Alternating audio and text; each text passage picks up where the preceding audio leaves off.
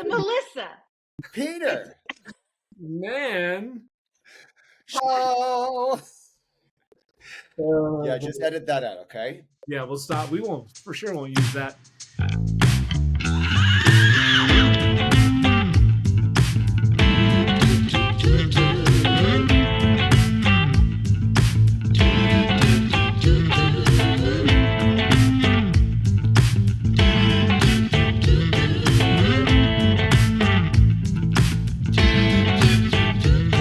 Melissa and Peter the man.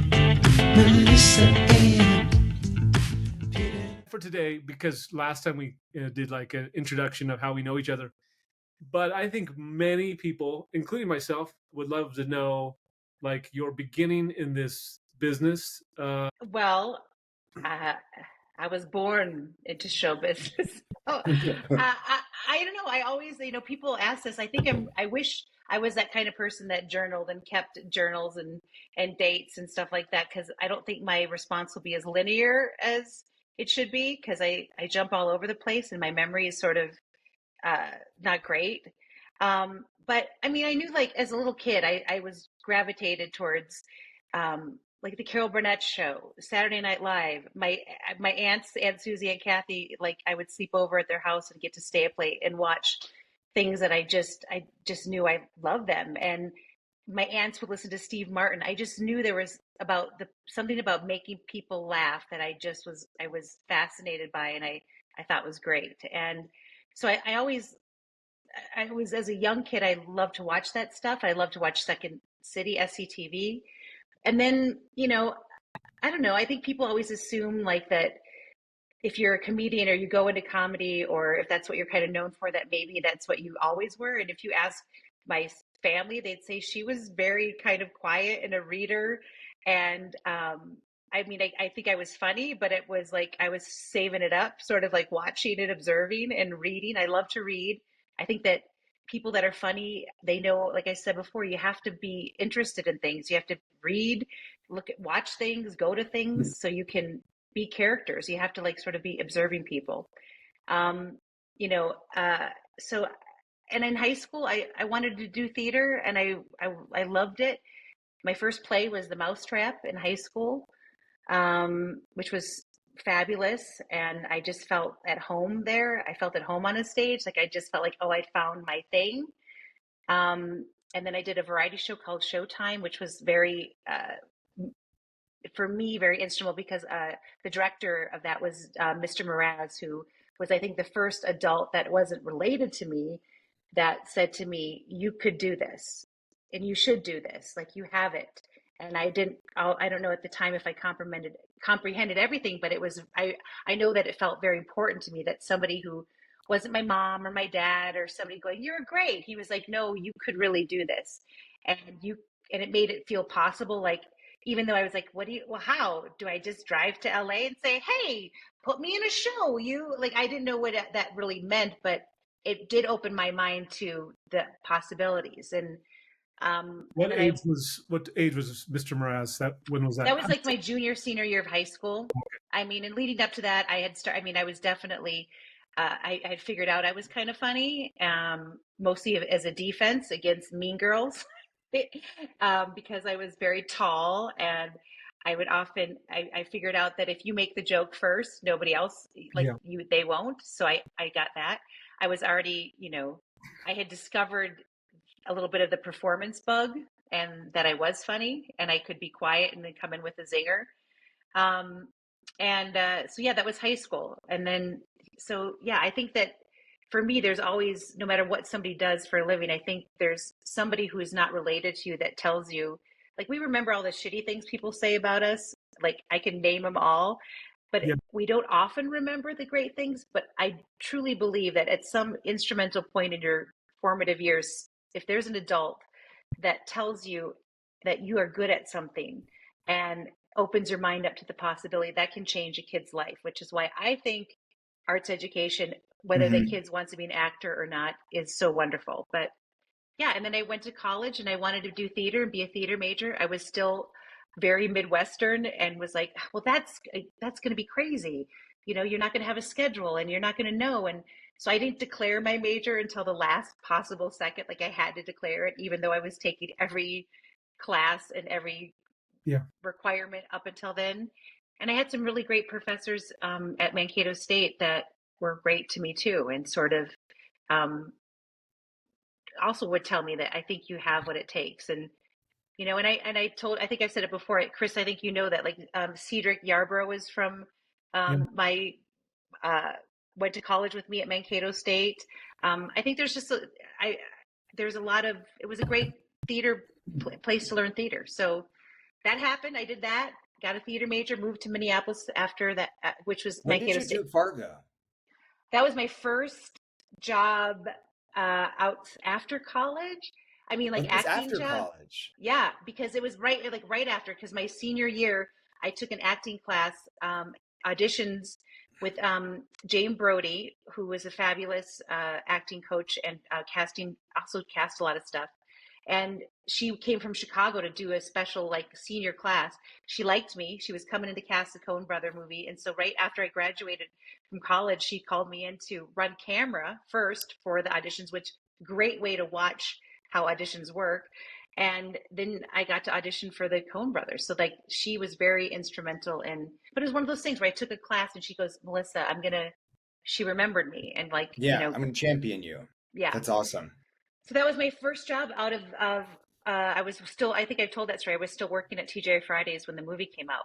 And then I got into Minneapolis theater, which is a great theater scene. And I felt like, for me, that was going to grad school, like, for theater, because I think Minneapolis, the Twin Cities, has such a fabulous amount of talent there that I got to learn so much. And I did Tony and Tina's Wedding, which was improv every night. And I think I did, I don't know, over 400 shows of that. And then I went to Dudley Riggs, which was just like Second City, where you're writing 6 original shows, 5 or 6 every year, and then doing improv every night, which that was huge for me as far as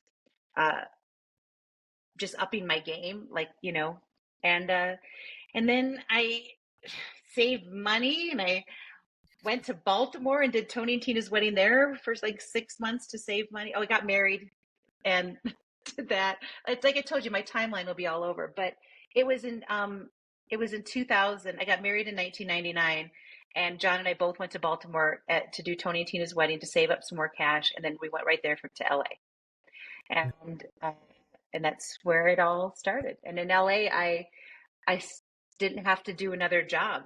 I mean, I think I did maybe like a lot of, like, some odd catering jobs and stuff, but I was kind of lucky that I sort of scrapped together enough little jobs before I booked the Reba show that I kind of could be an actor. And I got fired too from a job. What was it? That was the John Goodman show. I think it was called Normal, Ohio. It was his first show back, like, for network TV after Roseanne. Everyone was so excited. I got cast as his sister. They'd already, like, gone through a bunch of other, I think they'd been recasting quite a bit.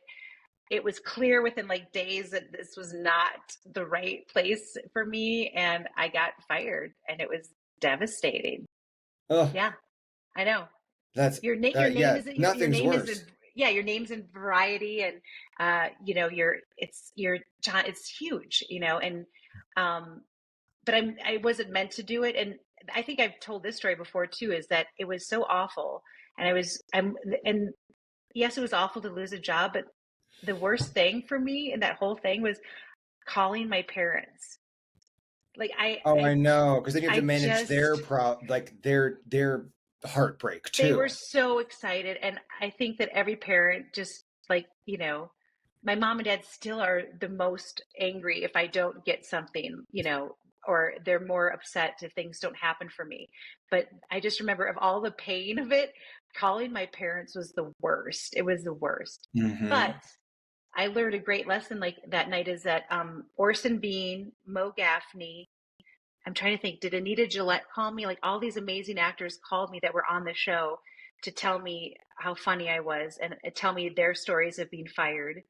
And I've run into Mo Gaffney since then, and I told her, I don't know how, if like, that just made me want to get up the next day, because I had an audition the next day for the same producers. Like, in their mind, it was, you know what, you're not right for this, but we'll have you come in. And I just remember, so I do try to contact or talk to, if anyone gets recast, I try to reach out, or I do reach out. I don't try, I do, just because I know that that's an awful feeling. And by the way, I've been fired and recast. They call it recast. It's fired. And I've also been the person that came in for somebody who got recast, and I knew her, like she was a friend of mine. So like that stuff happens. And I think I'm glad that happened early in my career. I'm sure it'll happen again. But it was one of those like lessons in LA of, well, you know, you've got to wash the Cheeto dust off your fingers and, you know, eat more Cheetos. I ate cheat. And I remember Orson Bean, who, if anyone doesn't know, Google him. He's an amazing actor. Bean John Malkovich. He was like, I think he played with John Goodman's dad in it. He was just amazing. And I think he dropped so many F-bombs in such a great way when he called me. He's like, listen, you're fucking funny. Don't you let it bother you. And he's like, go get fucked up and get up tomorrow. Like he was just so, it was one of those like great phone calls that I'm glad I didn't record it because I couldn't have back then, but I love that phone call. And it was, yeah. So, and then after that, not long after, oh no, I'm dust not yourself censored. off. I just bit myself. Thank God. Get the Cheeto dust Put off. yourself back up again. Now I'm not, my censored is that going to drive everybody bananas? Yeah. So, and not long after that, I booked the Reba show, and had I been doing the other show, I wouldn't have been able to audition. And I don't think that Normal Ohio, I don't think it lasted long, which, you know, I mean, in hindsight, I just think, you know, I don't blame anybody. It happens, but I just remember John Goodman, who I think is just a genius, and I would love to meet him now in a different place, but I think he was feeling a ton of pressure. Can you imagine? Like, Yeah. It's one of those things where it's his first show back. And I remember it this way, that this table read, there was like 400 people, those ones where everybody shows up. And I just can imagine that there was just a lot of pressure on that show to succeed. And, yeah. And he's doing fine. He's crushing it on everywhere he goes, but yeah. And then the rest is history. And I think that, people think that I've been working since, but I've had dry spells and like years where I didn't, book anything, but I'm not going to let you get away with years, but I'm going to say maybe you had a few months, just because I've known you in the years since Reba, and I don't know, there was years, but anyway, it's okay. It's okay. How many seasons were you on Reba? Remind me. It was 6 seasons, and I think 120, 130. So I don't know, something like that. Shows. Elvis, come here. Wow, that's amazing. Yeah. And then, yeah, I don't know. To be shorthand about it, I loved it. I watched Carol Burnett and I watched Gilda Radner and Catherine O'Hara, and I thought, I want to do that. I didn't think it would be possible, and someone told me it was. Okay, Peter. I don't remember what's your hometown. What's your hometown that you grew up in? I grew up in Greenwood Lake, New York, which is a teeny tiny little village. I think it's still a village. When I was living there, it was a village because you need to have it certainly does.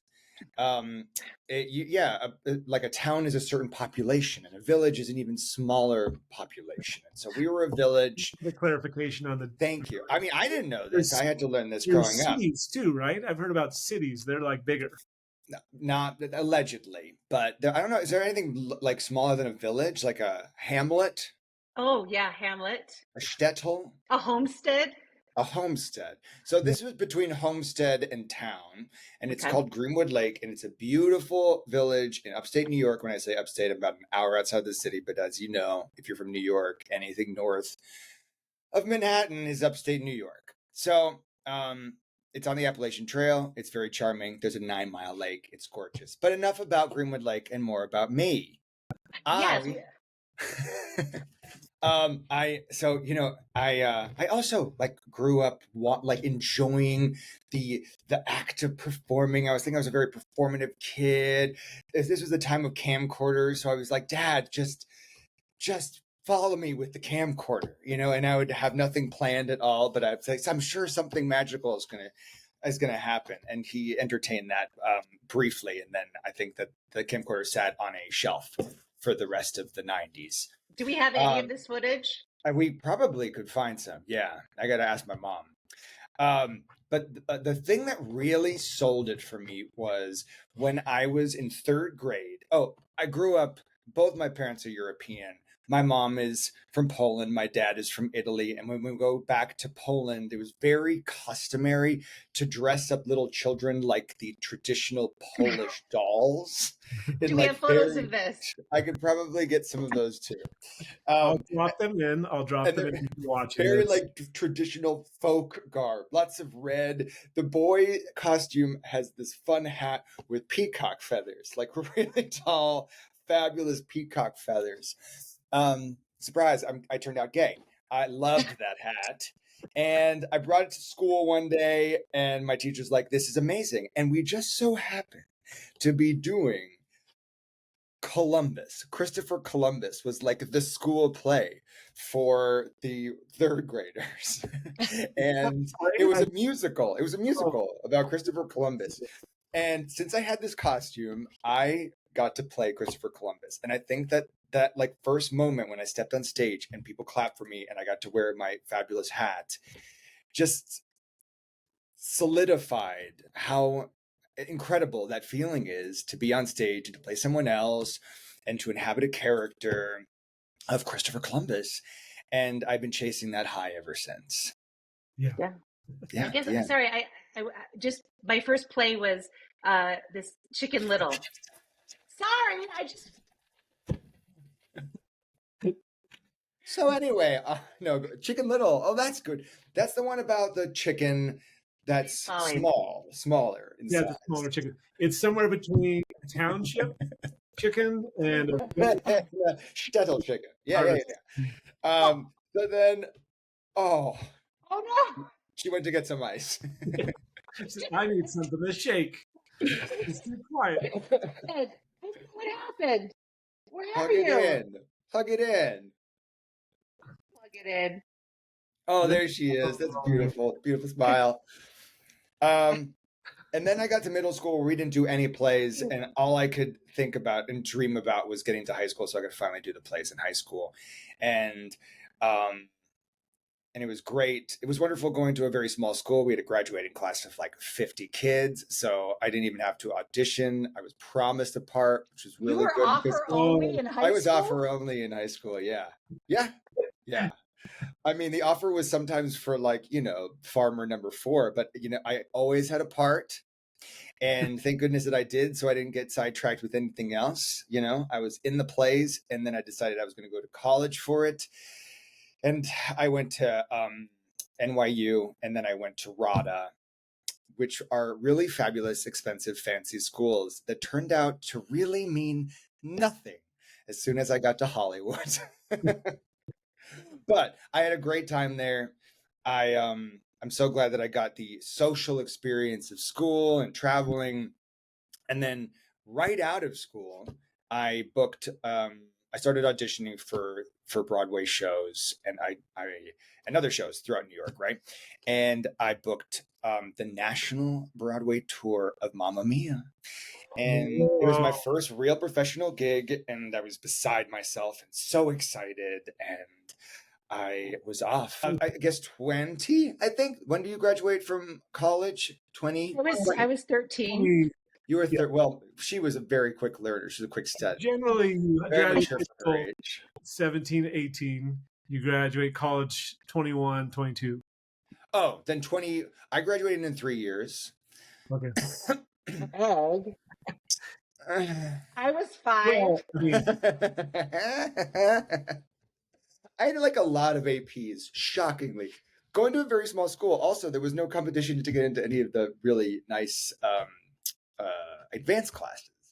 They let anyone in because there were only 4 of us. And so I finished a year of college ahead of time.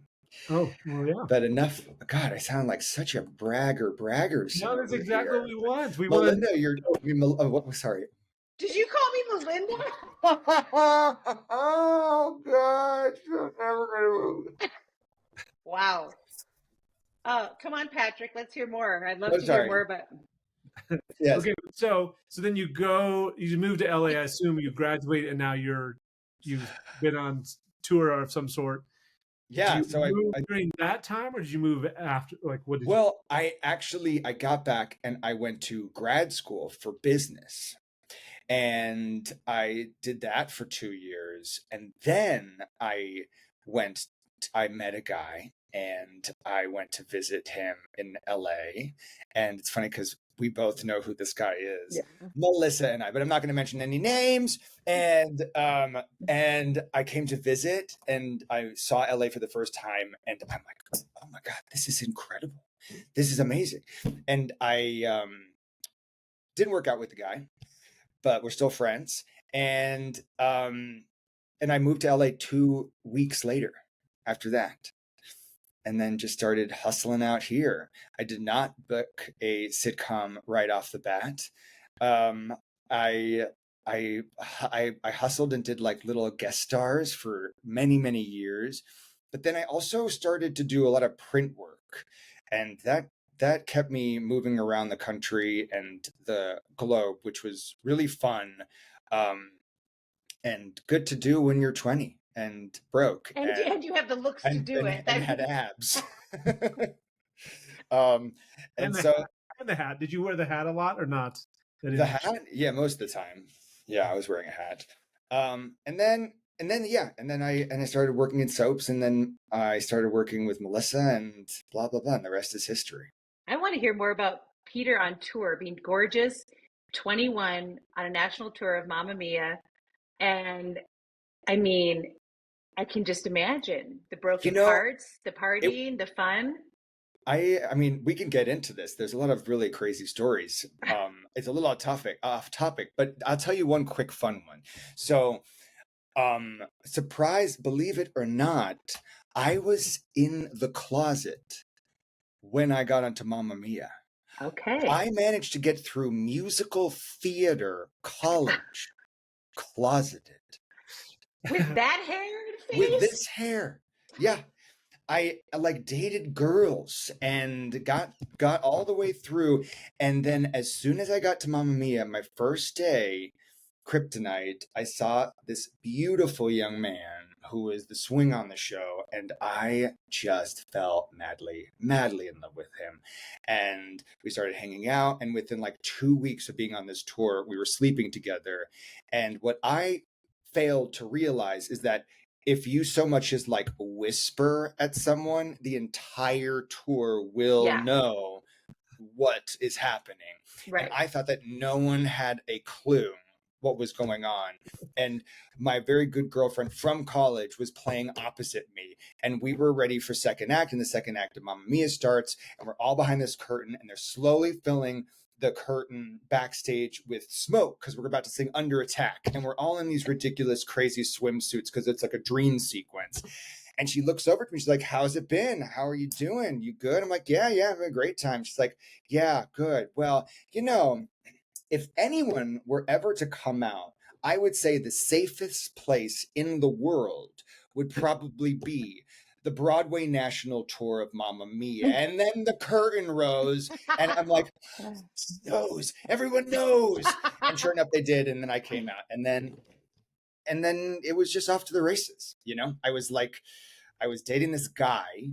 I was brand new out. I was surrounded by very, very aggressively gay men in a wildly exciting environment where we were going to every single gay bar in the country. And we were like mini celebrities that would get to show up there after the show. So my like coming out experience was on steroids. It was all of everything all at once, very, very quickly. Plus, my first dating experience is with someone that I'm now working with, living with, immediately, moving in with. Wow. Spending every single second with them. So I felt like I grew up very quickly. It was an education, that tour. It was wild.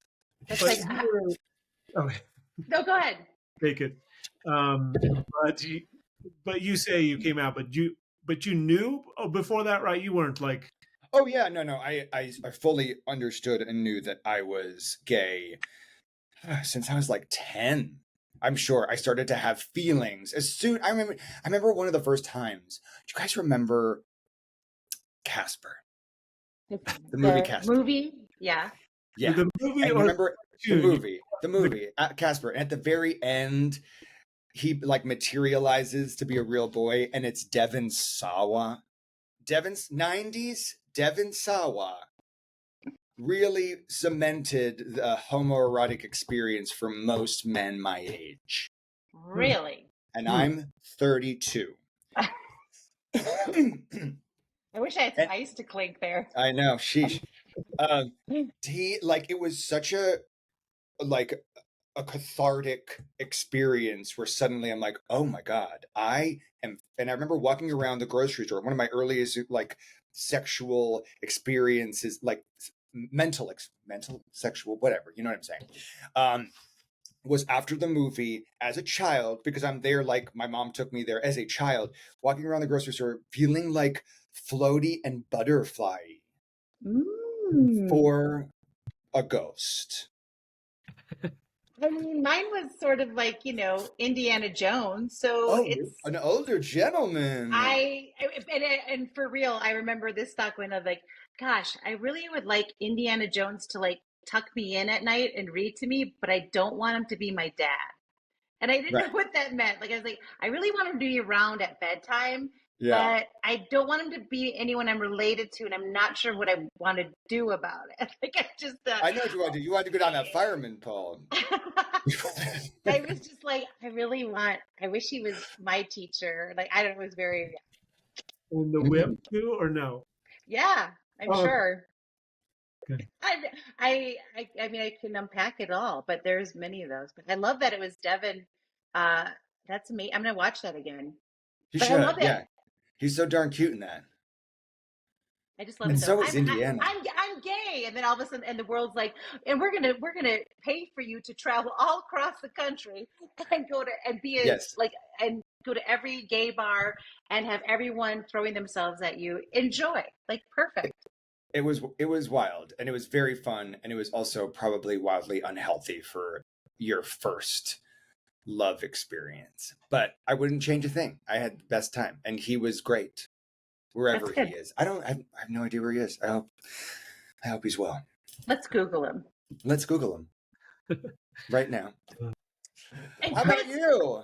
Chris, I can't. I like you wanted to be a stand-up since you were the minute you watch TV, right? How did you go from being a Mennonite kid in started in Chico, right? Or where were you first? Where were you born? Was it Well, I Chico? was born near Chico in the town of Willows, and then because it's out in the farming area, even smaller than a town, probably.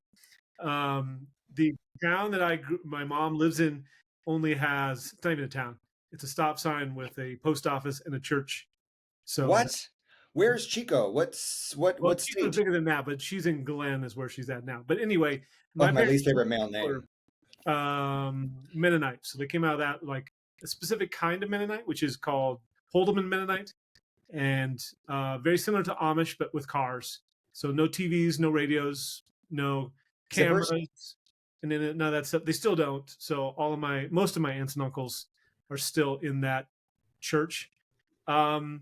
But we moved from Northern California to Wisconsin, to Barron, Wisconsin, about an hour and a half from the Twin Cities.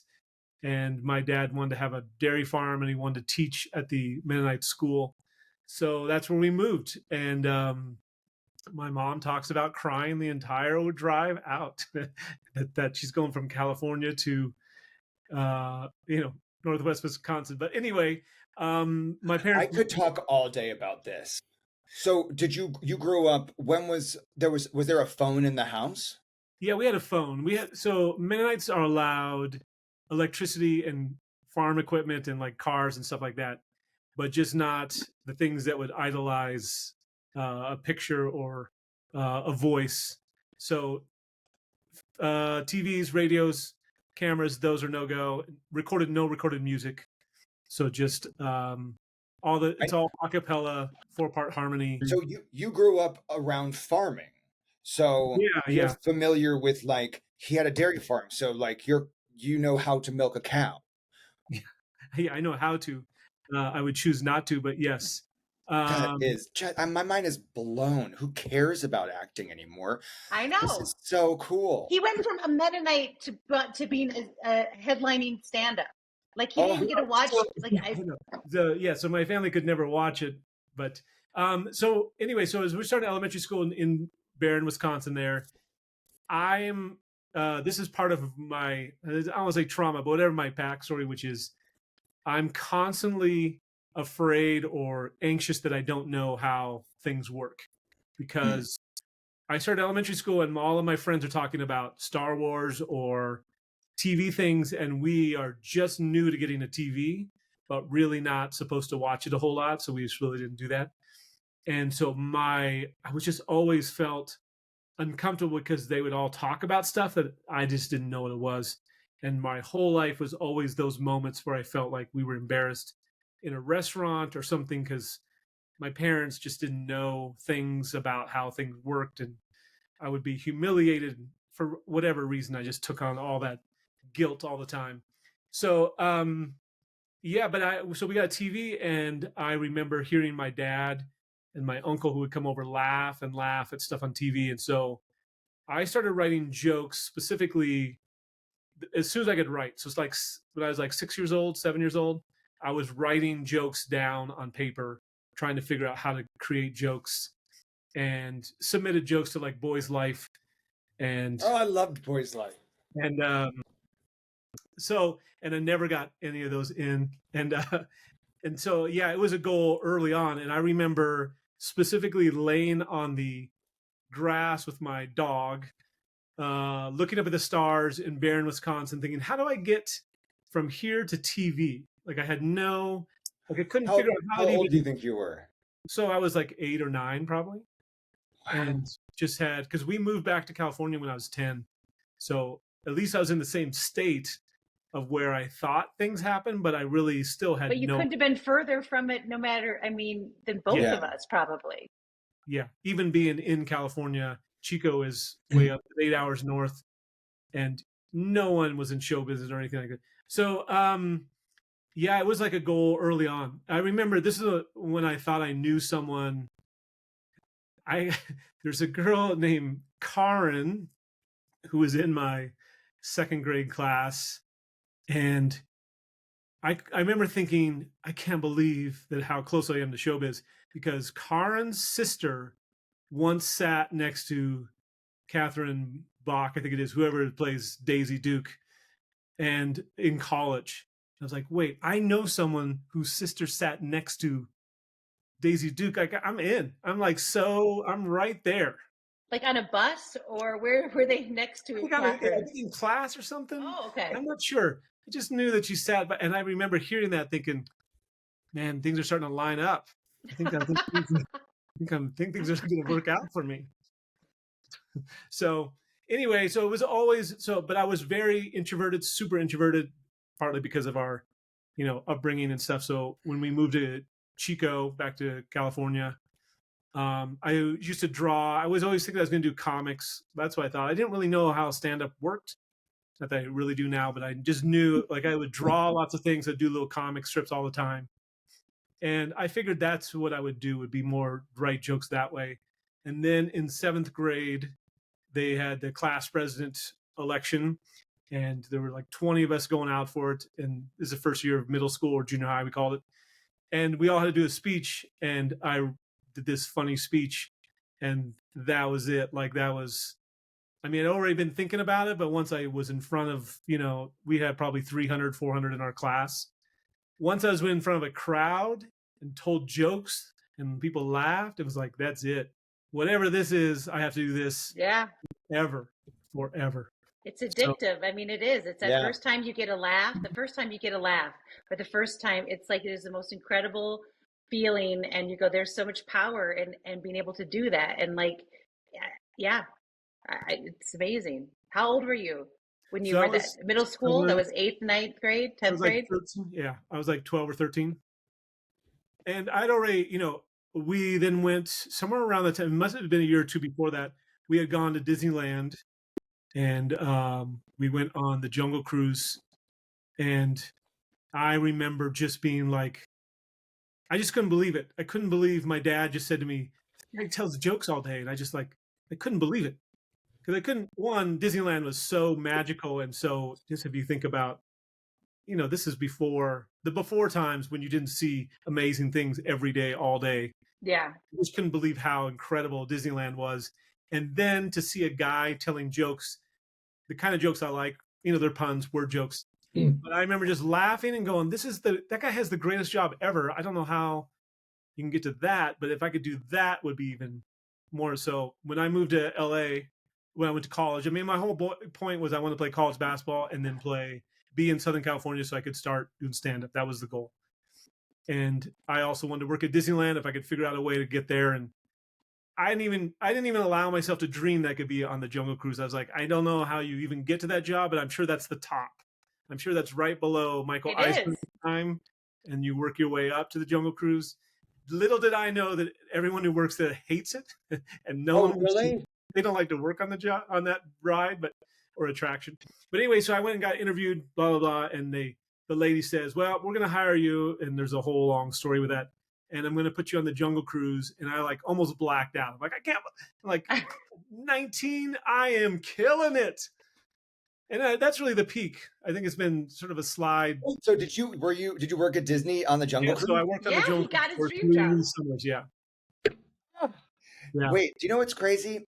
So have you ever had like a thought like you've had a sliding door moment where if you had like made it on that train, you would have had a very different life.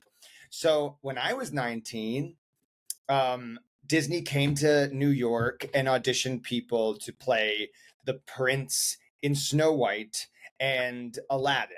And this was a time where a Caucasian man could play Aladdin. You know what? You'd be an Aladdin, though. You would be a good Aladdin. I mean, I thought I would be, but it's fine. That time we're in a different time. And anyway, so I got the job. And I was all set to move to LA and join the cast of Aladdin and play Aladdin. And then the last moment, I'm like, my folks were like, "No, you have to finish school." And I ended up not going. And I wonder what my life would have been like if I had gone to LA at 19. So I'm going to interject here because I want to hear this so badly, but we all have a Disney connection then because Melissa was on. I worked on the Disney Magic. Oh, no! Yeah, that was I guess I sort of glossed over my, after graduating from Mankato State with a theater degree, I did Tony and Tina's Wedding, Brave New Workshop. I booked Fargo, and then I got a chance to work on the Disney. They came to to the Brave New Workshop for improv people to do the Disney Magic. And I went over and they were finishing building that ship in Italy. And I was part of the inaugural cast of the Disney Magic improv comedy troupe. And it was great because I got to save my money to move to Baltimore to do Tony and Tina's Wedding. And it was part of my saving money for LA. Shoot. Now get this. I have set sail on the Disney Magic for 14 days and nights.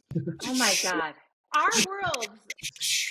Okay, but also, this is where I want to go with this. Have you ever auditioned for something? Like, is there any story specific? I know what you're doing. I know what you're doing. And I'll take the bait.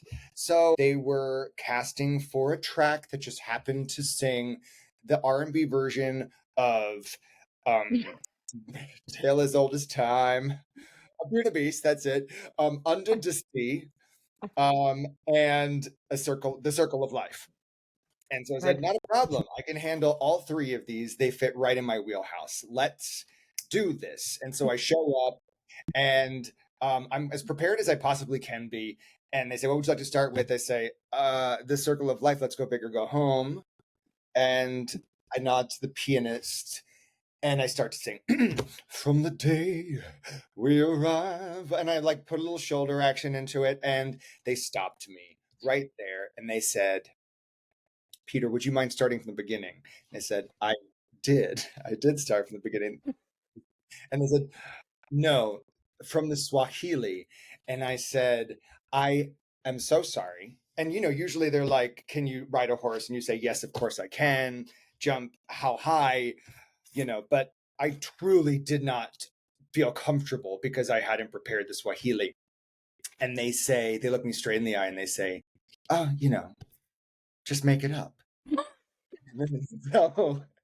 And so I say, that sounds fair. Yeah, give me a second. I go back and I'm just looking at the sheet music and I say, okay, you got this. And and I start, not the pianist. And I look them right in the eye, start the shoulder accent, like,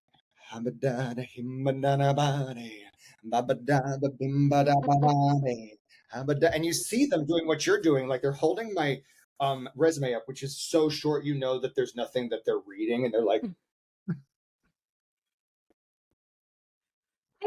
keep going, and I'm like building, and then they stop me and they say, do this again, we love what you're doing, like they're fucking with me now, and I know, and they're like, pretend that you're an old tree, so the top is moving but the bottom is rooted to the ground, and I fucking do it, and I did it, and actually I sounded really good besides being wildly offensive, and then I moved on to the other two songs and I didn't get the job, but my God, can you? I mean, they wouldn't even dream. It's such a different time. Like they would never. It would be. You'd be canceled. Like if that audition tape. Like, I mean, yes, and then they asked you. And then the fact that they asked you to do that. Like, I mean.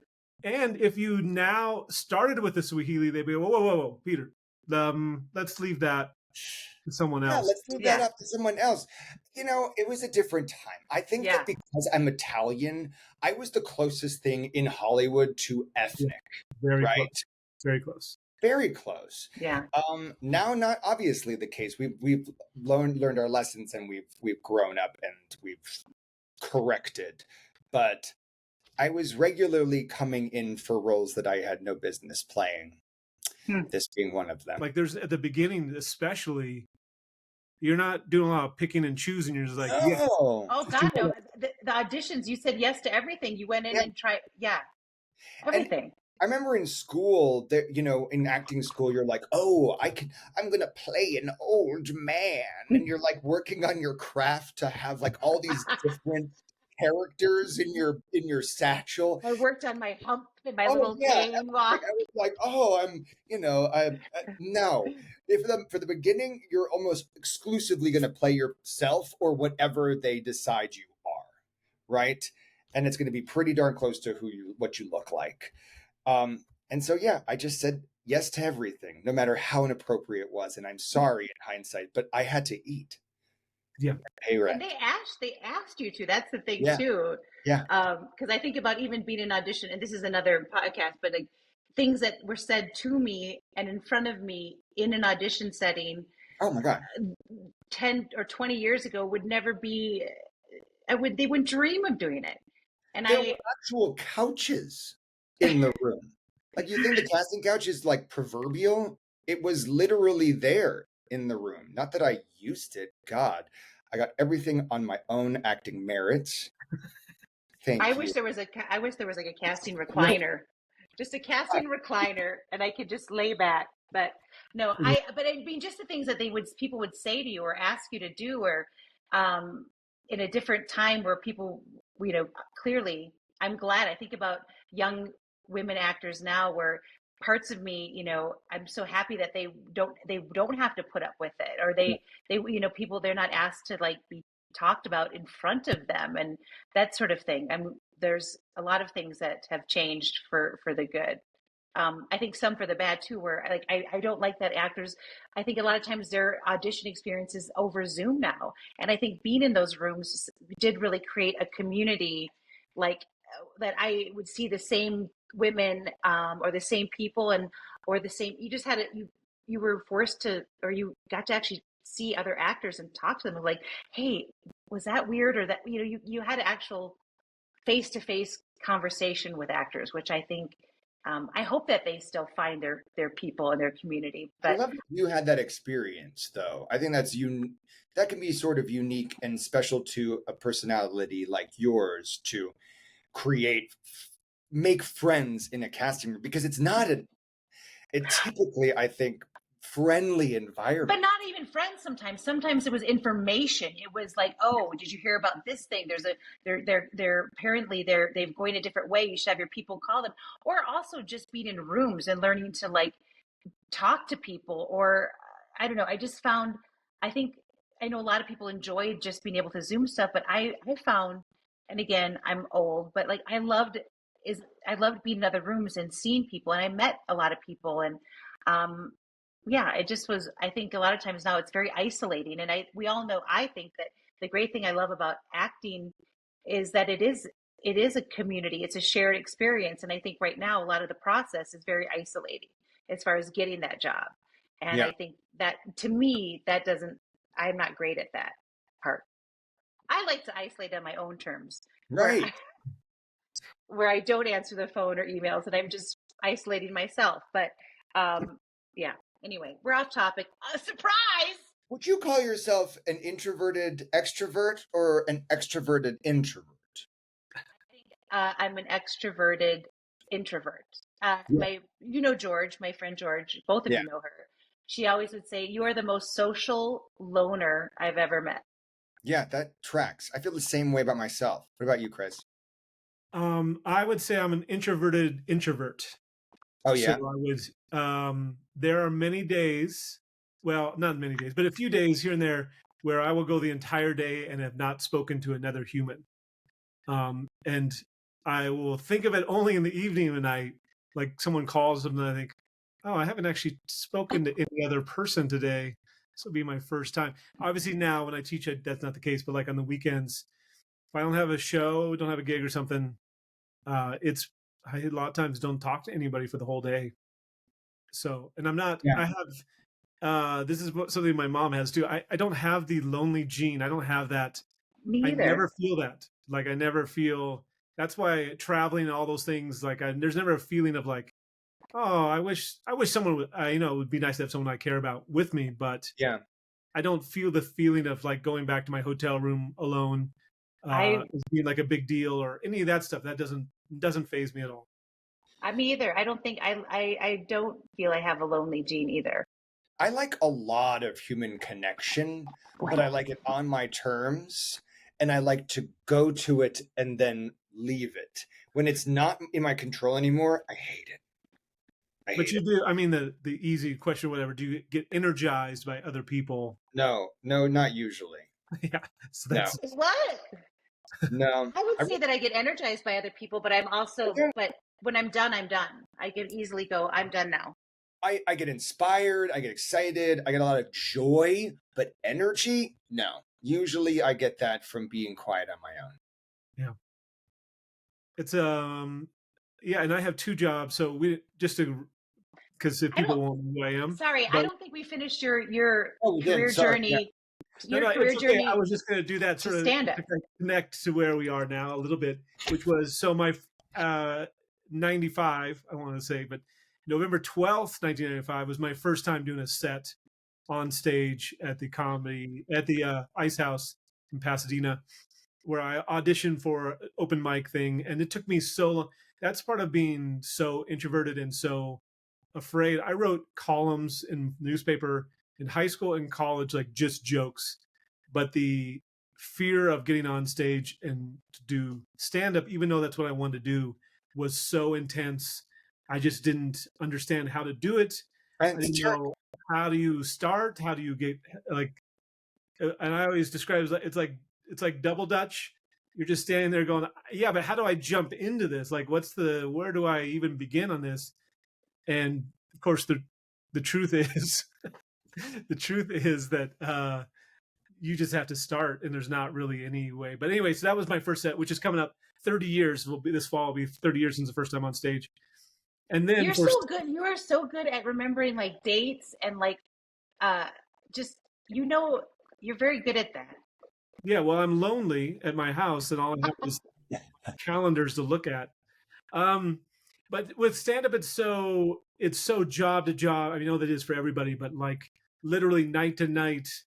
There's not a playbook about how to do it. You just find someone that will maybe you can do stand-up anywhere, but when do people pay you? That's the part you start like, well, when do so when's someone going to pay me instead of having to just stand in the back of the room? And so it took me a long time. But anyway, at some point I moved to Colorado because I thought I'll move there for a year and then move to New York and be this huge stand-up star. And then fell in love with living in Colorado and eventually started teaching. And so I've been here for almost 25 years, and things have really worked out in a lot of ways. But I always have that thing of like, it's weird because I'm one of those that grew up in California and moved out of California to be in showbiz, which is like the worst version of how to do it. But it's just what, as I like to say, you think, hey, if I'm going to be in show business, I should really move away from it and see if it will chase me. It won't. It won't. It'll just, you'll just be on your own. But it's worked out in a lot of ways. In some ways, I don't know. I don't have the great answer. But so, yeah, I've been here a long time and a regular at the Comedy Works in Denver. And you've headlined, you just were headlining for Ron White. You were on Last Comic Standing. You have a PhD. In comedy. In comedy. That's right. So a long journey from there. But yeah, so there's, again, no linear path for everyone. It seems from the outside like it's a go quickly to a plateau and then you're just at that level for a long time. But everyone, particularly in whatever version of business you're in, it's just hustling all the time to figure out the next job, it seems like. I know you get asked this a lot. I get asked this even at my level, but what do you tell someone who's a young person who says, this is what I want to do? How do I even, like, what's your little quick advice to someone who just asks you? This recently. It's such a tough one because it's such a different time than when I was getting started. And I think that university was a easy catch-all of what you do when you want to study something. That's not the case anymore. There are many different channels that you can learn how to be an actor from. So I would go start doing research. You have so many resources on the internet, on YouTube. I mean, you could probably learn technique on YouTube at this point. There's just so many resources. There's no excuse that you just don't go out. And if you want to be an actor, you learn how to act. You read all the books. You watch all the good movies. And then find your local, look on Backstage and start auditioning. Yeah. That was my dog. That sounded like something coming out of me, but that was my dog. No. That's what I would say to them. And do it if there's nothing else that you can do. Because it's the most amazing thing. But if you love something else, do that first. And always have something else that you're working on. Because, as you said, in most cases, you're not consistently working. There are ups and downs. You're at the top of the Ferris wheel, and then you might be at the bottom of the Ferris wheel. And that happens very regularly, even if you're lucky enough to be consistently working in the industry. So have other hobbies, have other sources of income. And figure out a way to make those sources of income something you can do remotely. That's my advice. Good luck. Good luck, everybody. Yeah, I got asked that too. Like, it was more specific. It was like if you wanted to be on TV, but I guess I would say the same thing, except I would say I think it's important to get on a stage, whether it's a community theater, like go see plays, go see live things. I think it is great to watch movies and TV shows and go, I like what they're doing, and figure out why you like it like that.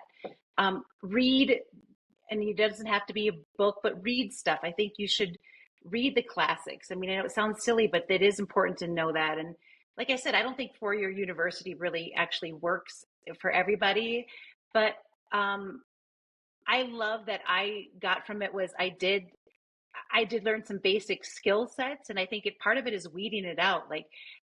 Part of it is like going, do you really want to do this? Because like Peter said, if you have something else you love, do that, because this is hard and people are going to tell you no all the time. And I guess I always say this one is like, be okay with hearing no, because it only takes one yes. And things can change in like 20 minutes in Hollywood or in TV or in this business. Like you can be thinking I'm quitting, and you get that perfect audition or the right person brings you in for something. So I think just be okay with no, because it just takes one yes. And today wasn't your day, but tomorrow might be. And you have to be able to not take it personally, because it really it's rarely about your talent why you don't get a job. It's really usually about something completely outside of your control. So you have to be okay with that. And yeah, I don't know. I just think I think like Peter said, there's a lot of ways to learn about it, but I think you need to get on a stage or do something so you can figure out if you've got it too. Like I did think that for me, the great thing about college was they got you on stage pretty quickly. So people that were like, this is fun or neat, if they didn't really want to do it, they'd find another major, or they'd figure something out. But yeah, I don't know. Be used to know and be okay with it. And I'm never upset about an audition I didn't get. If I felt like I walked in and did my best and I nailed it, I feel really shitty when I go in. I go, yeah, you weren't great today. Like that bugs me if I'm not prepared or if I felt like I didn't do what I wanted to do. And I tell young people, like, don't leave an audition if you didn't feel like you did what you wanted. Like a lot of times they just say thank you, and I'm like, I still have a problem doing it. But if you feel like you didn't say, can I give it one more shot? Or can I try it another way? I just feel like I've always regretted those rooms I've left, even though the reality is they knew in 5 seconds if I was yes, no, or maybe. The caveat to that is if you're going to ask for that, then you better be ready to deliver a much I do. And part of it, that to me, that's about you. It's about myself going like, I hate it when I've left a room going, that's not how I wanted to do that. Because I can be okay with the no if I felt like I did what I wanted to do in that room and I did my best. I just have always, I overthink it. The ones that I can't let go of are the ones that I felt like I didn't do what I wanted to do. Mm-hmm. So I don't know. And you could say, look, can I give it one more shot? I want to do this in Swahili, and I'm going to start from the top. And they'd say, ma'am, that's very inappropriate. You may not have seen this version of. You're a white lady from Minnesota. No, please don't do Swahili. Melissa and Peterman. Melissa and Peterman. Peter Porte.